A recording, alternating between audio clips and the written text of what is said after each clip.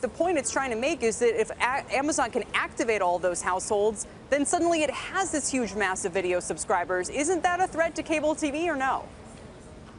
I don't really think so. I think people forget that Amazon initially had Prime Video as a supplement to the Prime offering. I think that it's still really hard to argue that people are taking Prime primarily for the video offering rather than taking it for the shipping benefit. It certainly, because they have that bundle together, makes it more competitive, and as a result, they will certainly surpass cable households over time, but the content offering is still way far behind, and they're really still more of a content aggregator, not a content competitor with the cable companies.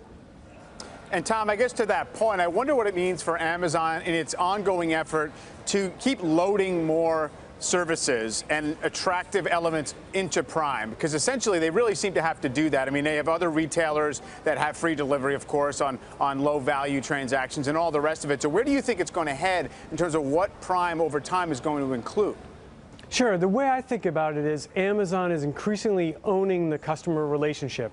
So we can debate on how much Amazon Prime customers are signing up for the free video content from Amazon and how much are signing up for the ability to get an increasing amount of merchandise on a free 2-day basis. But I would argue that what Amazon is securing is the relationship with the customer.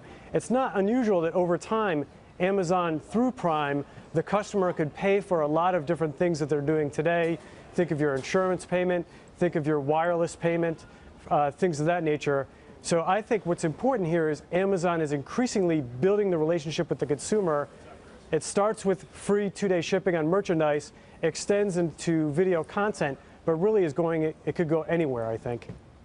I know, and Michael, actually, I want to flip this back on you for a second. I mean, what is the right way to think about this? We know, even with the reports about Amazon tying up with Dish, for example, right? Is the point content and distribution, and simply in that sense, Amazon wants to own that and get it in front of, and that's part of its entire package for the consumer? I would think it's one way to think about it is that once Amazon does have this tremendous number of households buying into Prime, for whatever reason they bought it initially, they can kind of serve anything through that network that they like. So Amazon, in an over-the-top world where people are not necessarily doing the traditional pay TV thing, if they so desire to be that one-stop aggregator of the virtual bundle, they're the obvious player, whether it means Dish Spectrum or whatever it means.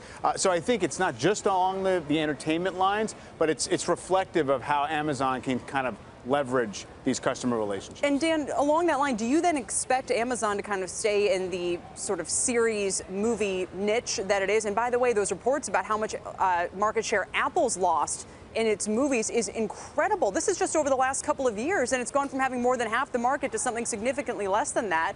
So they've got the entertainment, they've got the TV series, Dan. Do they start to add live? Do they just aggregate other over-the-top providers? Where do you think it's going?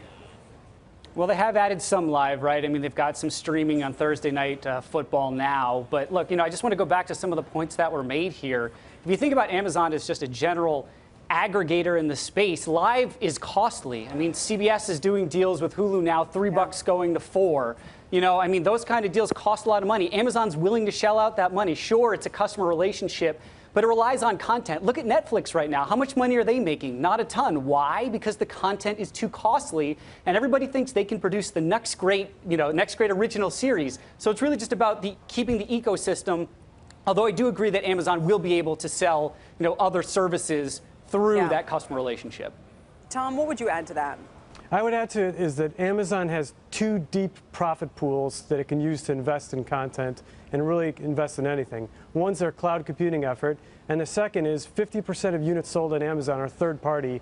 That's their largest source of profits outside of cloud computing. They have a ton of dry powder to invest in whatever they want, be it Thursday night football, be it new content.